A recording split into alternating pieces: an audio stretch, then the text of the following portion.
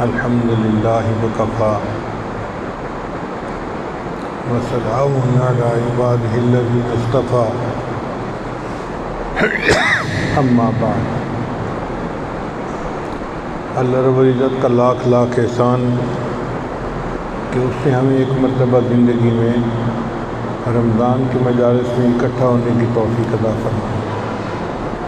ہم اللہ تعالیٰ کا جتنا شکر ادا کریں کم ہے۔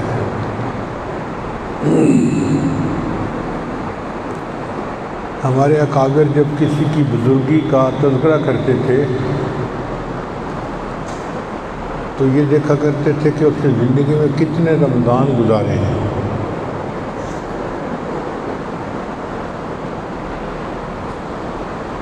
یعنی ان کے نزدیک اس بندے نے زندگی کے اتنے رمضان گزارے، یہ بزرگی کا ایک معیار ہوتا تھا۔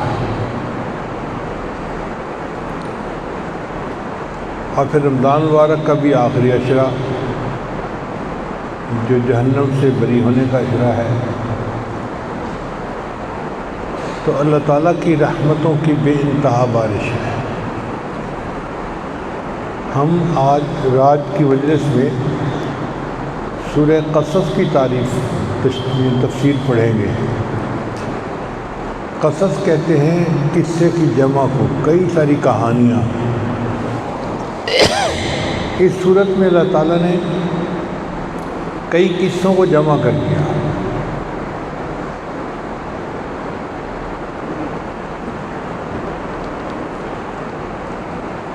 سب سے پہلے تو حضرت موسیٰ علیہ السلام کی ولادت کیسے ہوئی، پھر موسیٰ علیہ السلام کو اللہ تعالیٰ نے نبوت کیسے عطا فرمائی، پھر موسیٰ علیہ السلام کو اللہ تعالیٰ نے فرعون کے پاس بھیجا تو کیا معاملہ بنا، پوری تفصیل ہے۔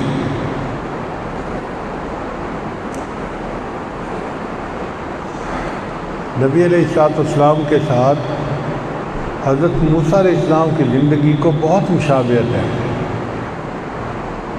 بہت مشابہت ہے۔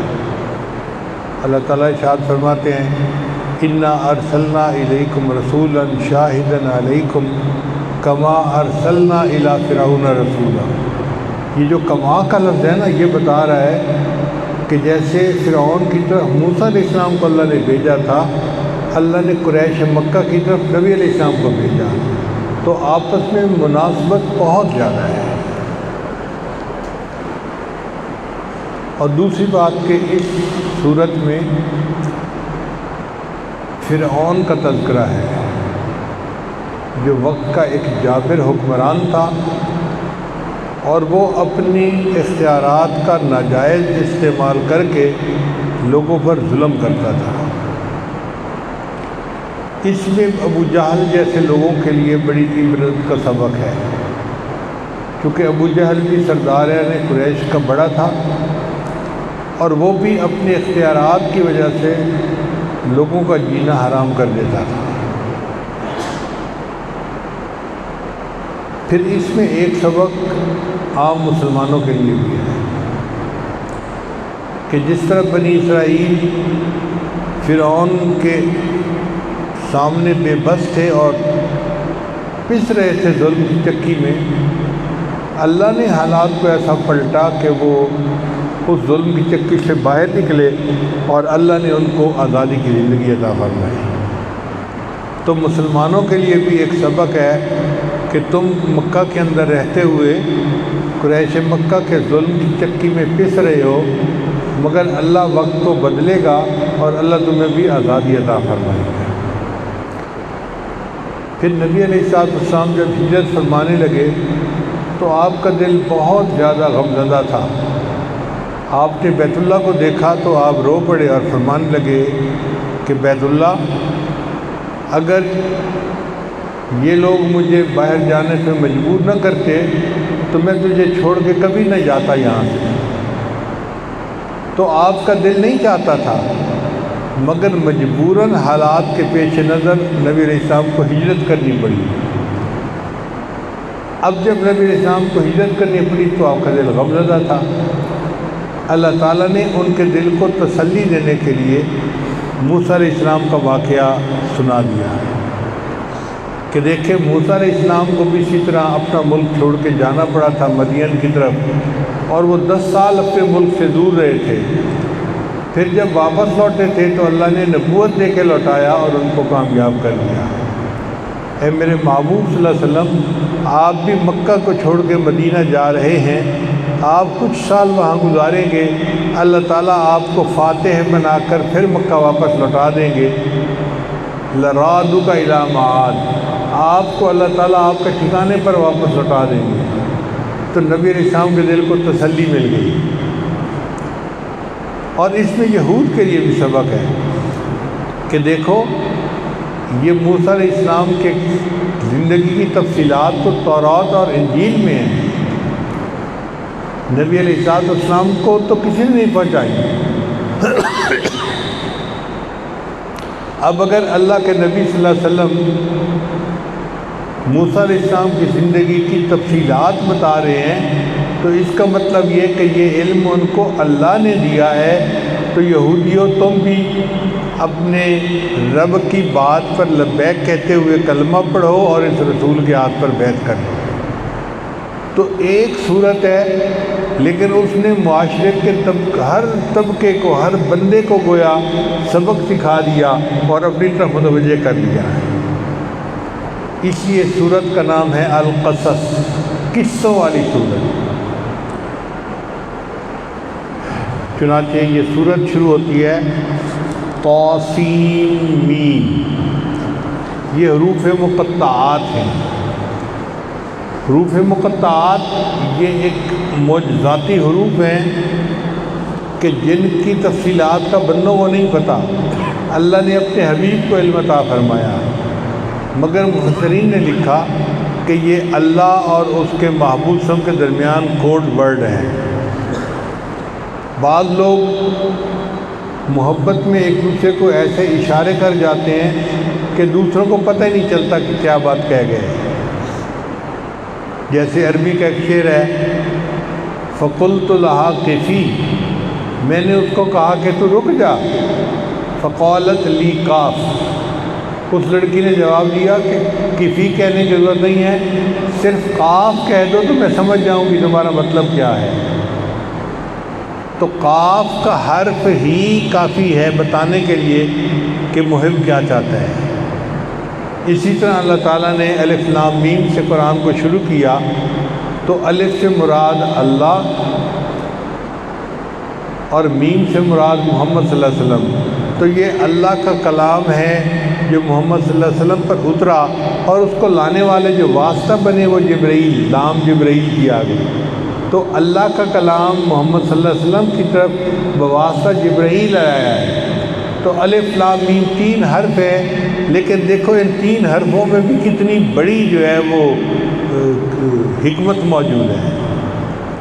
اسی طرح طا سین میم، مفسرین نے لکھا کہ اگر طا سے مراد دیا جائے طور اور سین سے مراد سینا تو میم سے مراد موسیٰ علیہ السلام، تو طا سین میم کا لفظ بتا رہا ہے کہ اس میں موسیٰ علیہ السلام کے واقعے کا تذکرہ ہے۔ طور سینا میں جو ان کو نبوت ملی تھی اس واقعے کا تذکرہ ہے اس میں۔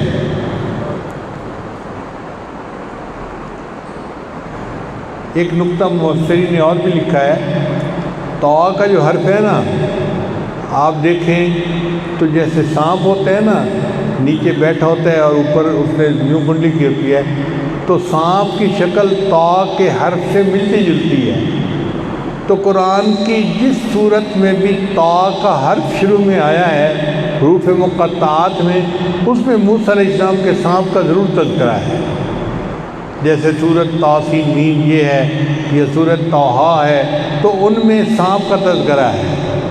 تو جہاں بھی حروف مقطعات میں آپ طاء کا حرف دیکھیں، آپ سمجھ لیں کہ اس میں حضرت موسیٰ علیہ السلام کے ثعبان کا تذکرہ ضرور ہے۔ تو طاسین میم یہ 3 حرف ہیں۔ اللہ تعالیٰ فرماتے ہیں تلک آیات الکتاب المبین، یہ واضح کتاب کی آیات ہیں۔ نتلو علیک من نبأ موسیٰ و فرعون بالحق لقوم یؤمنون۔ نتلو علیک، اللہ فرماتے ہیں ہم پڑھتے ہیں تمہارے اوپر خوبی خبر موسیٰ علیہ السلام کی اور فرعون کی، ان کے لیے جو ایمان لانے والے ہیں۔ اب یہ جو ہے نا اللہ فرما رہے ہیں نتلو علیک، ہم بیان کر رہے ہیں۔ اس سے پتہ یہ چلا کہ قرآن مجید جو ہے اس کی سند مسلسل ہے، کہ ہمیں قرآن پہنچایا نبی علیہ السلام نے، اور نبی علیہ السلام کو پہنچایا جبرائیل علیہ السلام نے، اور جبرائیل علیہ السلام کو دیا اللہ تعالیٰ نے۔ اللہ فرماتے ہیں ہم بیان کر رہے ہیں۔ یہ نتلو کا لفظ بڑا قیمتی ہے، یہ ہمیں سمجھا رہا ہے کہ دیکھو قرآن کی جو سند ہے وہ متصل ہے اللہ کے ساتھ، یہ بغیر کسی سند کے نہیں ملا یا کمزور سند سے نہیں ملا، یہ بہت مضبوط واسطے کے ساتھ میں نے اپنے محبوب کو عطا کیا۔ نتلو علیک من نبأ موسیٰ و فرعون بالحق۔ آگے فرمایا لقوم یؤمنون، ان لوگوں کے لیے جو ایمان والے ہیں۔ اس کا کیا مطلب؟ اس کا مطلب یہ ہے کہ جو کافر ہیں وہ تو اس پر توجہ ہی نہیں دیں گے اور اسے عبرت حاصل نہیں کریں گے، کیونکہ ایمان والے اس سے سبق سیکھیں گے، اس لیے یہ ایمان والوں کو فائدہ دے گا۔ لقوم یؤمنون فرمایا ان فرعون علا فی الارض، بے شک فرعون سرکشی کر رہا تھا زمین میں اپنے ملک میں، وجعل اہلہا شیعا، اور اس نے اپنے رعایا کو ٹکڑے ٹکڑے کر دیا تھا۔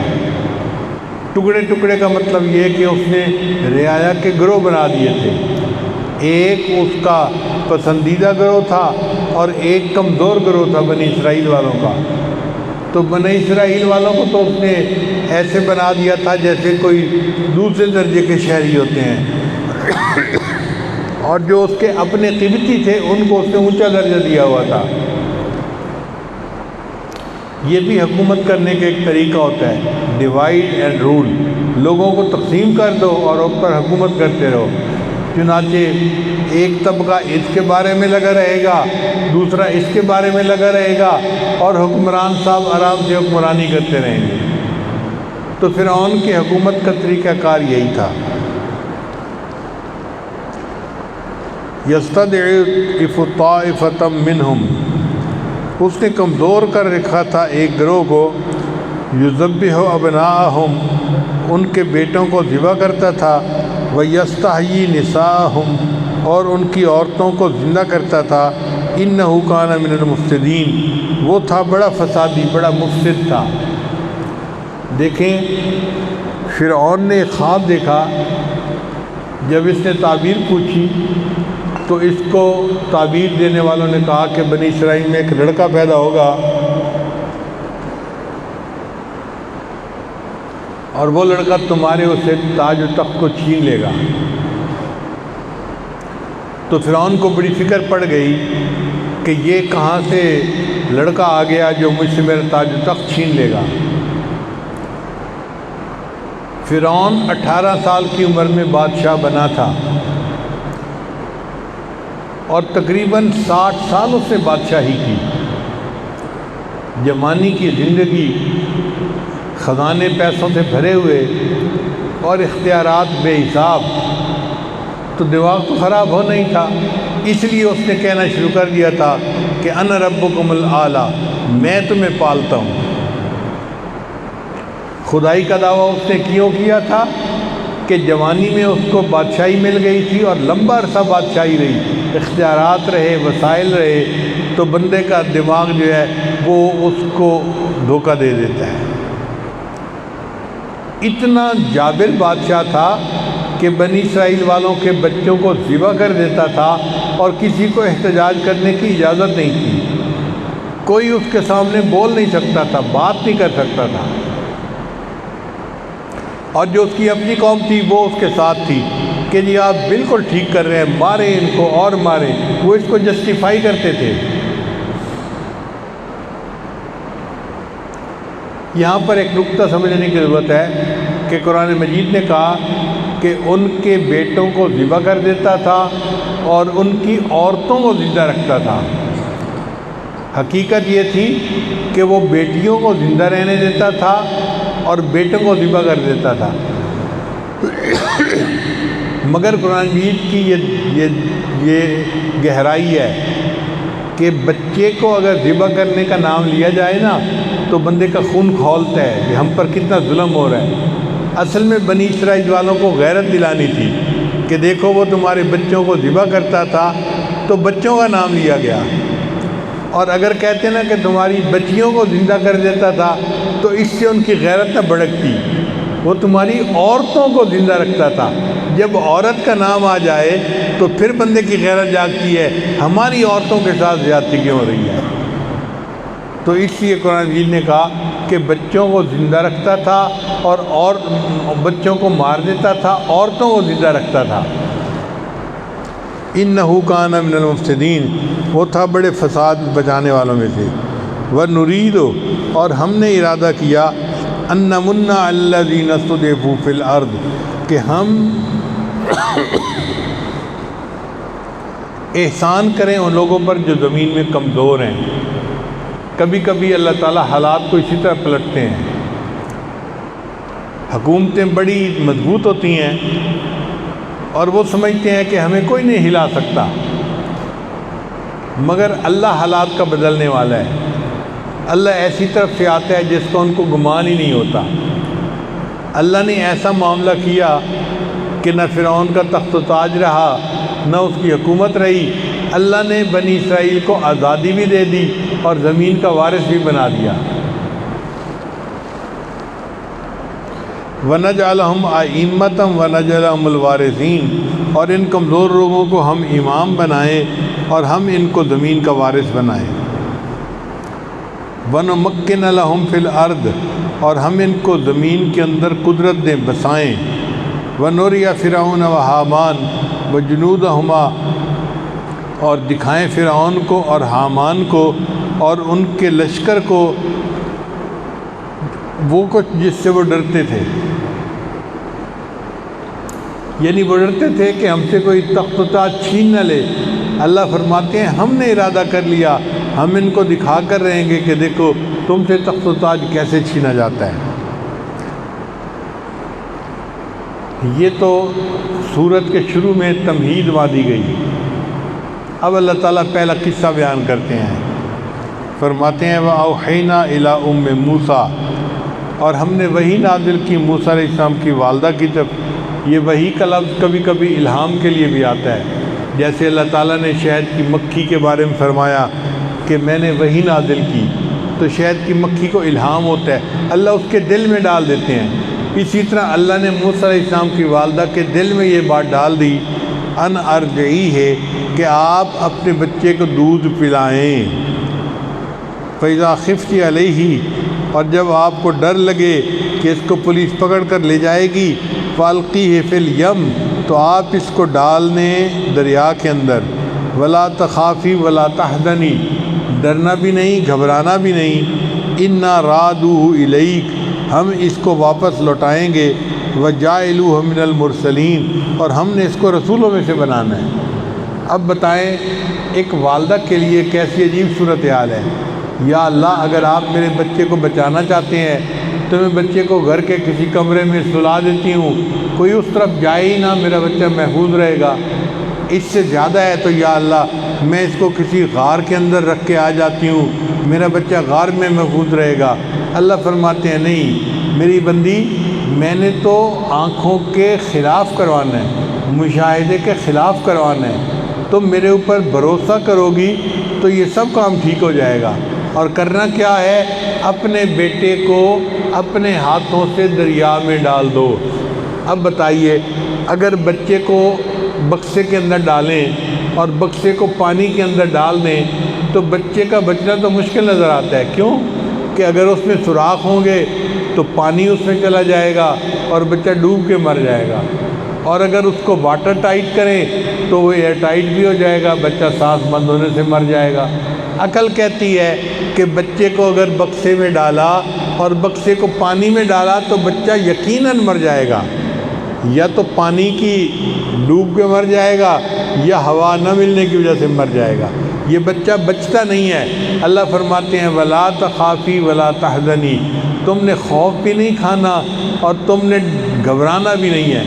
دو طرح کا ہوتا ہے مسئلہ، ایک ہوتا ہے باہر کا خوف، اس کو خوف کہتے ہیں، اور ایک ہوتا ہے اندر کا غم، اس کو حزن کہتے ہیں. وَلَا تَخَافِي وَلَا تَحْزَنِي، تمہیں ڈر بھی کوئی نہیں ہو اور تمہیں اندر کا غم بھی کوئی نہ ہو. اِنَّا رَادُوهُ إِلَيْكَ، ہم اس کو واپس لوٹائیں گے. وَجَاعِلُوهُ مِنَ الْمُرْسَلِينَ، اور ہم نے اس کو رسولوں میں سے بنانا ہے.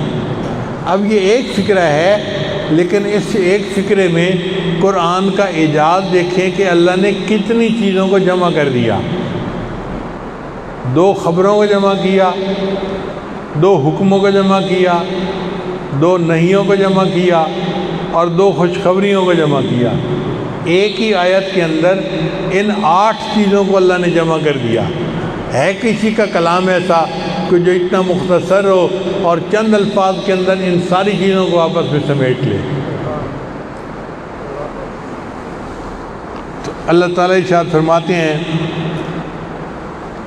کہ ہم نے الہام کیا موسیٰ علیہ السلام کی والدہ کو ان ارضعی ہے.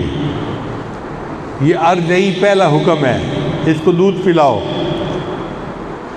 فَإِذَا خِفْتِ عَلَيْهِ، اور جب تو اس پر ڈرے کہ اس کو پولیس والے پکڑ کے نہ لے جائیں، فَأَلْقِيهِ فِي الْيَمِّ، تو اس کو ڈال دے دریا میں. یہ دوسرا حکم، یعنی 2 حکم اللہ فرما رہے ہیں. اس کو دودھ پلا اور جب تجھے ڈر لگے تو اس کو دریا میں ڈال دے. وَلَا تَخَافِي وَلَا تَحْزَنِي، تو نے ڈرنا بھی نہیں اور تو نے گھبرانا بھی نہیں، 2 چیزیں منع بھی کر دیا.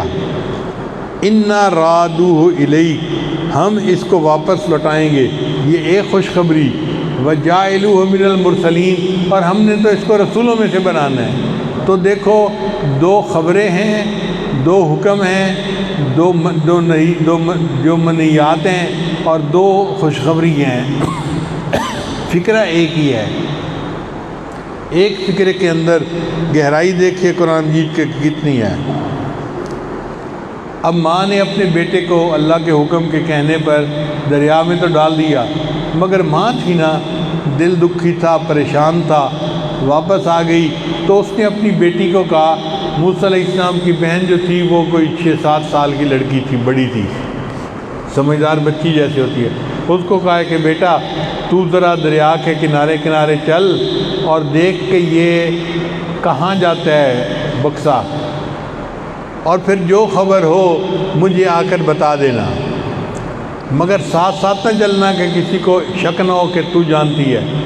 دور چلنا اور بس دیکھتے رہنا کہ بکسا جا کہاں رہا ہے. چنانچہ دریا نے اس بکسے کو کنارے کے اوپر لا کے ڈال دیا. فرعون اپنی بیوی کے ساتھ دریا کے کنارے موجود تھا. اس کے جو کارندے تھے انہوں نے بکسے کو دیکھا تو انہوں نے بکسے کو اٹھایا تو محسوس ہوا کہ اندر تو کوئی وزنی چیز ہے، تو وہ اٹھا کے لے آئے فرعون کو دکھانے کے لیے. فرعون کے ساتھ اس کی بیگم بھی موجود تھی، آسیہ. بی بی آسیہ نے کہا کہ کھولو اس کو۔ اب جب انہوں نے بکسے کو کھولا تو اندر ایک بچہ، اور بچہ اتنا خوبصورت کہ جو دیکھے دل دے بیٹھے۔ چنانچہ جب فرعون کی بیوی نے دیکھا بچے کو تو دیکھتے ہی کہنے لگی لا تقتلوہ، تم نے اس بچے کو قتل نہیں کرنا، عسیٰ ان ینفعنا، ہم اس سے نفع اٹھائیں گے، اور نتخذہ ولدا، یا ہم اسے اپنا بیٹا بنا لیں گے۔ اب دیکھیں وہ فرعون جو ہزاروں بچوں کو قتل کروا چکا تھا، اپنی بیوی کے کہنے پر اس بچے کو قتل کرنے سے رک گیا۔ مفسرین نے نکتہ لکھا ہے کہ عورتیں جو کہتی ہیں نا جی کہ خامد ہماری بات نہیں مانتے، وہ غلط کہتی ہیں۔ اتنے بڑے بڑے فرعون جیسے لوگ بھی بیوی کی بات مانتے تھے، تو عام بندہ بیوی کی بات کیوں نہیں مانے گا؟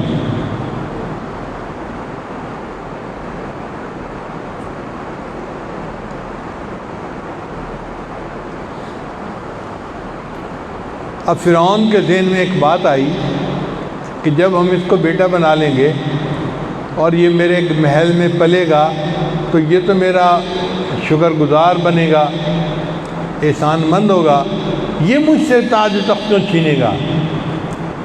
لہٰذا اس نے فیصلہ کر لیا کہ ہم اس کو اپنا بیٹا بنا لیتے ہیں، اور خوشی کا اظہار کر دیا۔ خوشی کا اظہار اتنا کیا کہ اس کے ارد گرد 800 بندے پہرا دینے والے تھے، یعنی فرعون کے جو سیکورٹی گارڈ تھے ان کی تعداد 800 تھی۔ اس نے ان 800 غلاموں کو آزاد کر دیا خوشی میں۔ مفسرین نے یہاں ایک نکتہ لکھا ہے کہ اللہ والے جہاں جاتے ہیں انسان کے لیے غلامی سے نجات کا ذریعہ بن جاتے ہیں۔ یہ موسیٰ علیہ السلام بچے تھے، یہ فرعون کے ہاتھوں میں پہنچے اور اللہ نے 800 بندوں کو غلامی سے نجات عطا فرما دی۔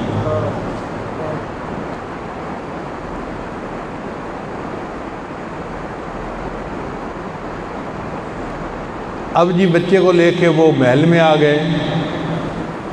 اس زمانے میں فیڈر کی مائیں تو ہوتی نہیں تھیں، یہ جو خشک دودھ ملتا ہے اور فیڈر کا دودھ ہوتا ہے، عورتیں بچوں کو دودھ پلاتی تھیں۔ اب کافی دیر ہو چکی تھی، بچے نے کوئی دودھ نہیں پیا تھا تو بچہ رو رہا تھا۔ اچھا، بچے کا رونا جو ہوتا ہے نا یہ بڑی طاقت ہوتی ہے، توبہ، سارے گھر والے ہل جاتے ہیں۔ ہوتا چھوٹا سا ہے، بے سمجھتا ہے، لیکن تھوڑا سا اون کر دے سب کا سکون گیا، سب اٹھ کھڑے ہوتے ہیں، کیوں رو رہا ہے، کیا ہو رہا ہے، کیا ہو رہا ہے۔ ہم بھی اپنے گھر میں تماشا دیکھتے ہیں۔ تو موسیٰ علیہ السلام بھی اسی طرح روئے اور پورے محل کے اندر کھلبلی مچ گئی کہ جی بچہ کیوں رو رہا ہے، او جی دودھ پلاؤ، دودھ پلاؤ۔ چنانچہ ایک عورت کو بلایا گیا دودھ پلانے کے لیے۔ اللہ فرماتے ہیں کہ ہم نے موسیٰ علیہ السلام پر عورتوں کا دودھ حرام کر دیا تھا، چنانچہ بچہ دودھ نہیں پیتا تھا۔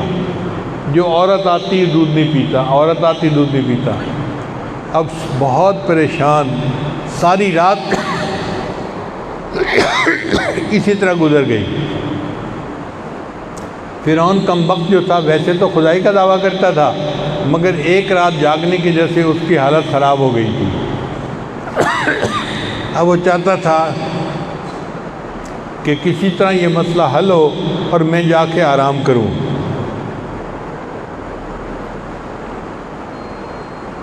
اتنے میں صبح بھی ہو گئی۔ اب جب صبح ہوئی تو موسیٰ علیہ السلام کی جو والدہ تھی نا، اس کا دل اور مغموم کہ رات گزر چکی ہے، پتہ نہیں میرا بیٹا اس کے ساتھ کیا ہوا ہوگا۔ اللہ فرماتے ہیں کہ اگر ہم اس کے دل کو گرا نہ دیتے تو وہ تو اپنا راز کھول دیتی، وہ تو رو پڑتی اور لوگوں کو پتہ چل جاتا کہ اس کا بچہ ہے جو وہاں پہنچا ہے۔ ہم نے اس کے دل کو گرا دے دی، سہارا دے دیا، تسلی دے دی، چنانچہ اس کی والدہ روئی نہیں۔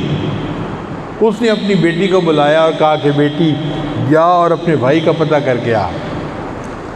اب بہن جو تھی وہ آئی فرعون کے محل میں تو اس نے عجیب تماشا دیکھا، بچہ رو رہا ہے اور کسی کا دودھ قبول نہیں کرتا۔ اب باتیں چل رہی تھی کہ کیا کریں، کس کو بلائیں؟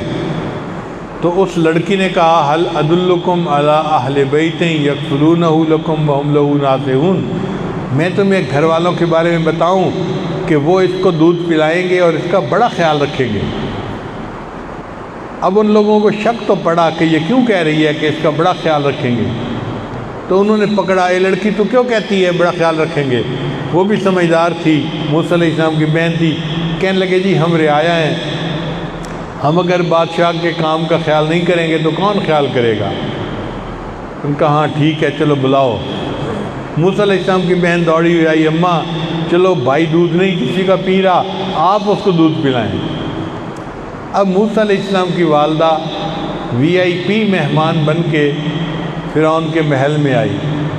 انہوں نے بچے کو جیسے ہی دودھ پلانا شروع کیا تو بچے نے دودھ قبول کر لیا۔ اب جب بچے نے دودھ قبول کر لیا تو سارے محل میں خوشی ہو گئی کہ جی بچے نے دودھ پی لیا پی لیا پی لیا۔ فرعون نے کہا اچھا اس عورت کو دودھ پلائے اور میں تو سونے جا رہا ہوں، اور جب تک میں اٹھ کے تازہ دم واپس نہیں آ جاتا اس کو جانے نہیں دینا۔ لو جی فرعون تو نیند پوری کرنے چلا گیا۔ موسیٰ علیہ السلام کی والدہ نے اپنے بچے کو دودھ پلایا۔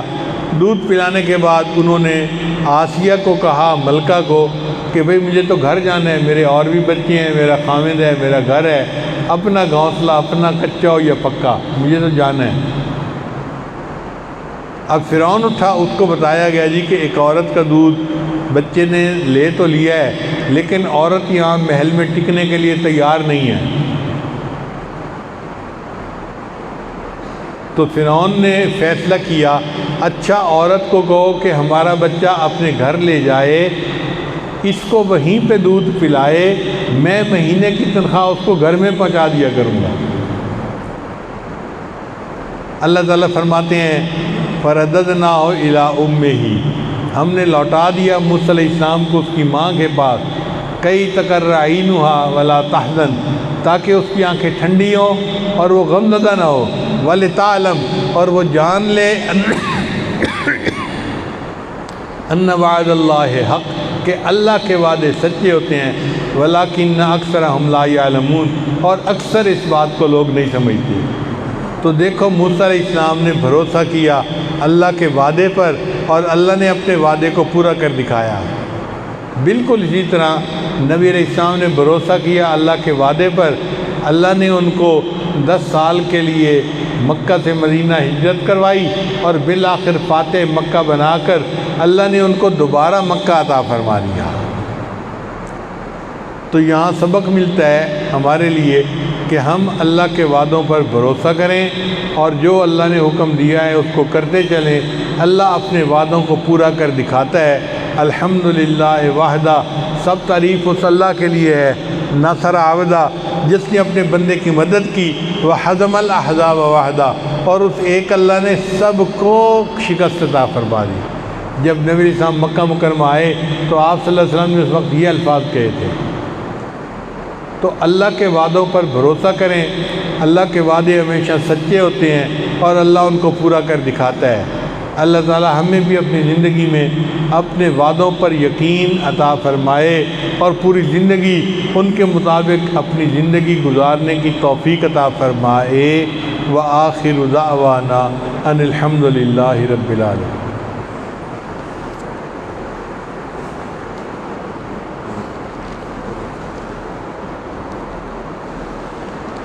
دعا سے پہلے توبہ کے کلمات پڑھ لیجئے، پھر مراقبہ کر کے دعا کر لیں گے۔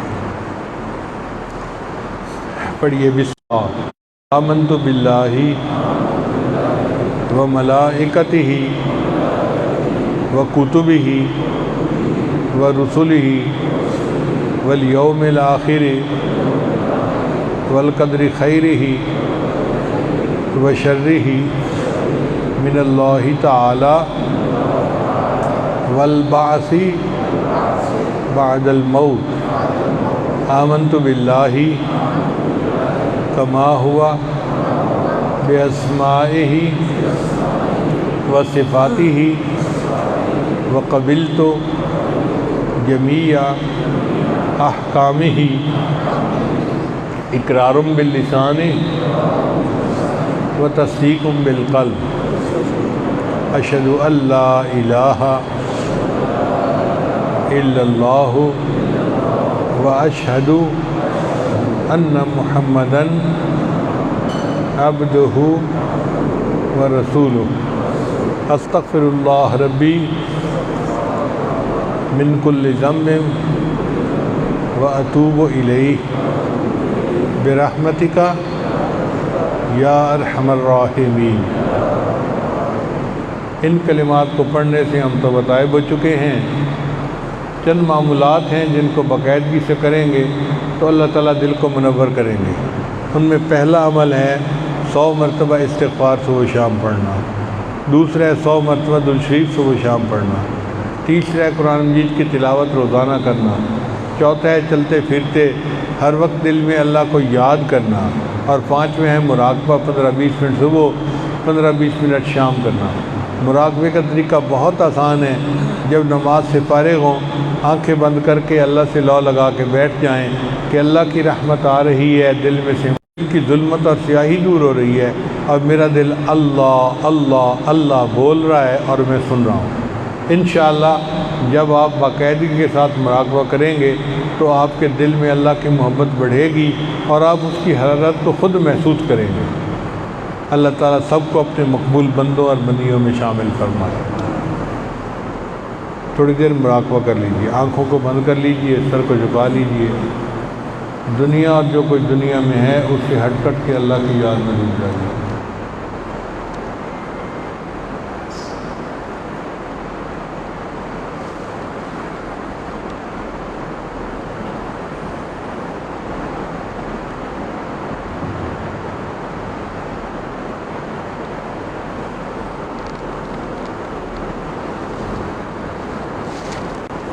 ہواؤں سے انشاءاللہ دل بدل دے۔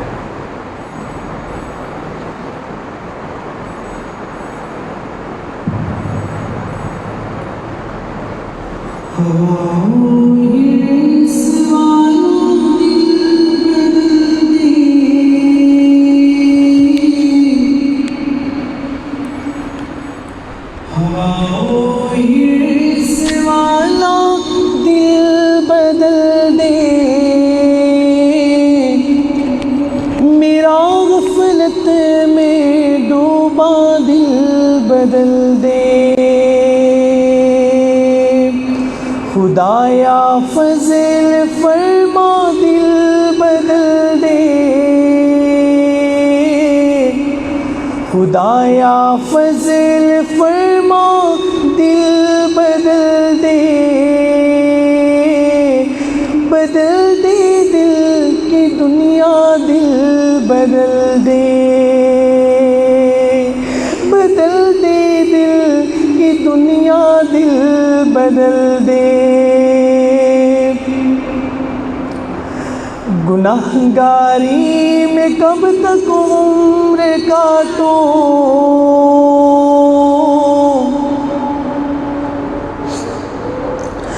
گناہگاری میں کب تک عمر کاٹوں،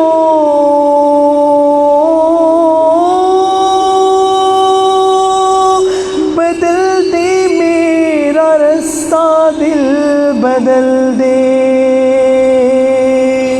بدل دے میرا رستہ دل بدل دے۔ سنوں میں نام تیرا دھڑکنوں میں، سنوں میں نام تیرا دھڑکنوں میں،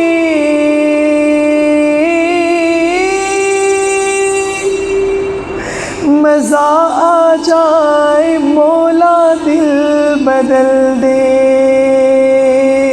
مزہ آ جائے مولا دل بدل دے۔ کروں قربان اپنی ساری خوشیاں،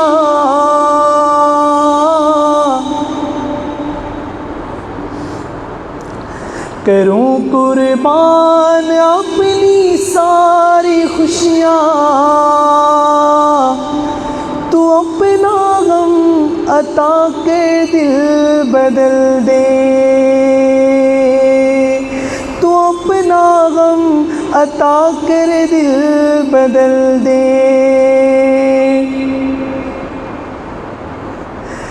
تیرا ہو جاؤں اتنی آرزو ہے،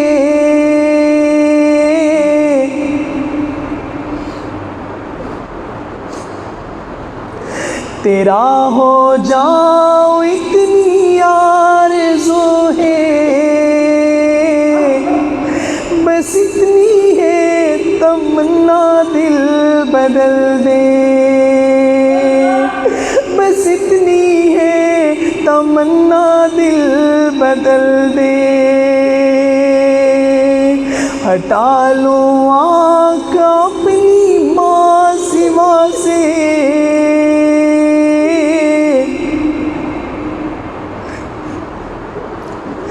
ہٹا لوں آنکھ اپنی ماں سوا سے، جیوں میں تیری خاطر دل بدل دے، جیوں میں تیری خاطر دل بدل دے،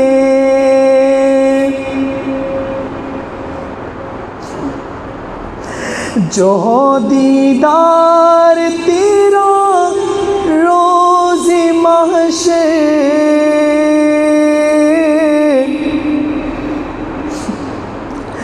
جو ہو دیدار تیرا روز محشر،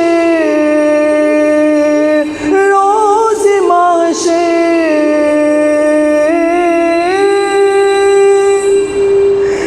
تو دیکھے مسکرا کر دل بدل دے، تو دیکھے مسکرا کر دل بدل دے،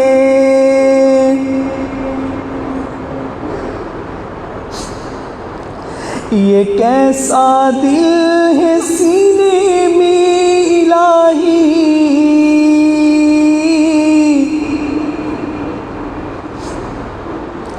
یہ کیسا دل ہے سینے میں الہی، قبر میں جیسے مردہ دل بدل دے، جو زندہ بھی ہے مردہ دل بدل دے، میری فریاد سن لے میرے مولا،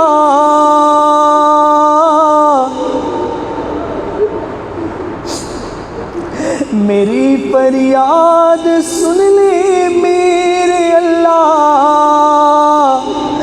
بنا لے اپنا بندہ دل بدل دے، بنا لے اپنا بندہ دل بدل دے، میری فریاد سن لے میرے مولا، میری فریاد سن لے میرے اللہ، بنا لے اپنا بندہ دل بدل دے، پڑا ہوں تیرے در پر دل شکستہ،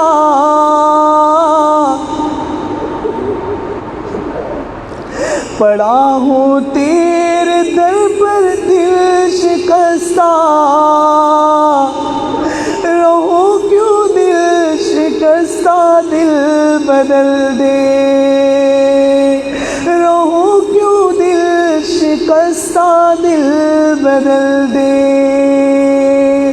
ہوا حرص والا دل بدل دے، خدایا فضل فرما دل بدل دے، میرا غفلت میں ڈوبا دل بدل دے۔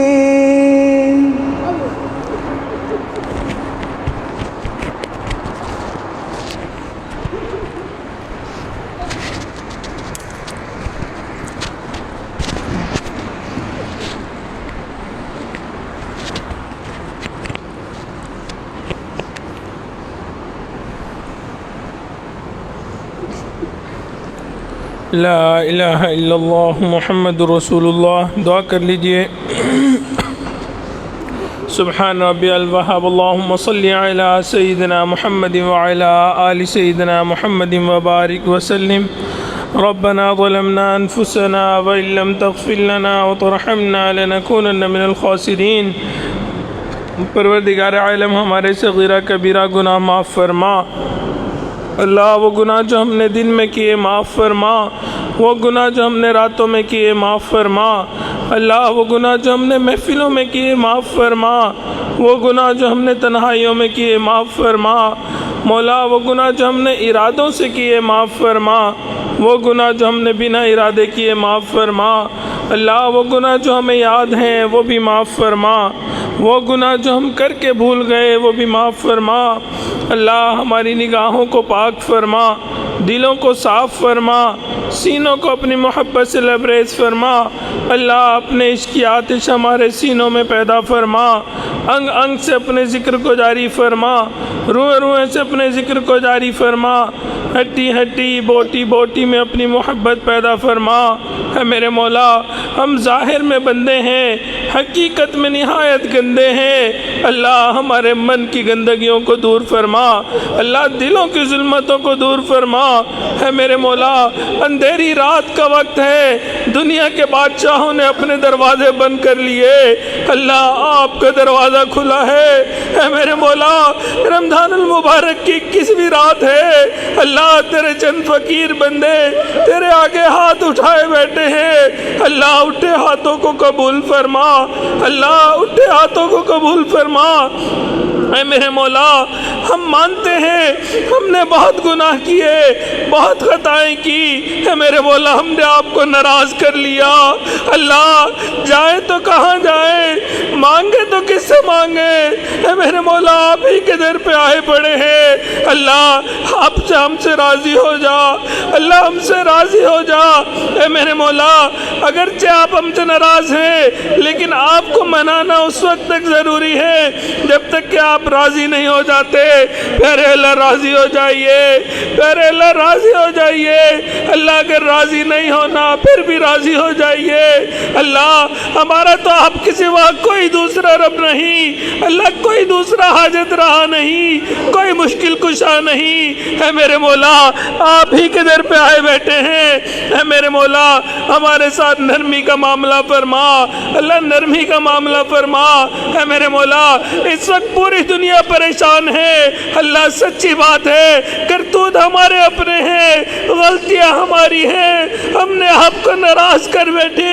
اے میرے مولا اب سب پریشان ہو کے آپ کے در پہ آئے بیٹھے ہیں.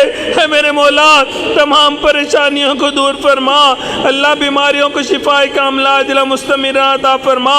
اللہ کرونا وائرس سے ہماری حفاظت فرما. اے میرے مولا کتنے گھر ایسے ہیں جہاں روزانہ کسی نہ کسی کی موت ہوتی ہے. اللہ کوئی نہ کوئی کسی سے جدا ہو رہا ہے. اے میرے مولا ایک ایسی آفت آ پڑی. اللہ سچی بات یہ ہے, حقیقت یہ ہے ہم نے آپ کو ناراض کر دیا.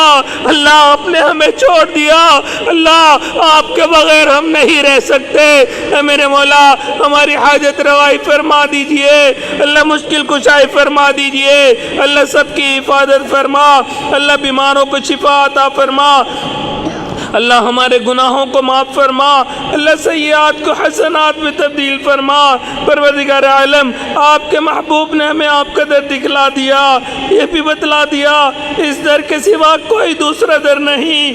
انبیاء بھی اسی در پہ جھکے, اولیاء بھی اسی در پہ جھکے, ہمیں بھی اسی در سے ملنا ہے. اللہ ہمیشہ اپنے در سے عطا فرما. اللہ ہمیشہ اپنے در سے عطا فرما. اللہ ہم نے دنیا کے فقیر کو دیکھا ہے, اس کو ایک در سے نہ ملے وہ دوسرے پہ چلا جاتا ہے, دوسرے سے نہ ملے تیسرے پہ چلا جاتا ہے. اللہ اس کا کوئی مسئلہ نہیں, مسئلہ ہمارا ہے. اللہ ہمیشہ اپنے در سے عطا فرما. اللہ کبھی بھی اپنے در سے دور نہ فرما. اللہ در در کے دھکے کھانے سے محفوظ فرما. اللہ جسے آپ کے در سے دھکے مل جاتے ہیں دنیا میں کوئی دوسرا منہ لگانے والا نہیں ہوتا. مولا ہمیشہ اپنے در سے عطا فرما. اللہ ہمیشہ اپنے در سے عطا فرما. پروردگار عالم اپنی رحمتوں کی ٹھنڈی چھاؤں عطا فرما۔ اللہ تیری ایک نگاہ کی بات ہے، میری زندگی کا سوال ہے، اللہ آپ کی ایک نظر ہو جائے گی، ہماری بگڑی بن جائے گی، اے میرے مولا رحمت کی نظر عطا فرما۔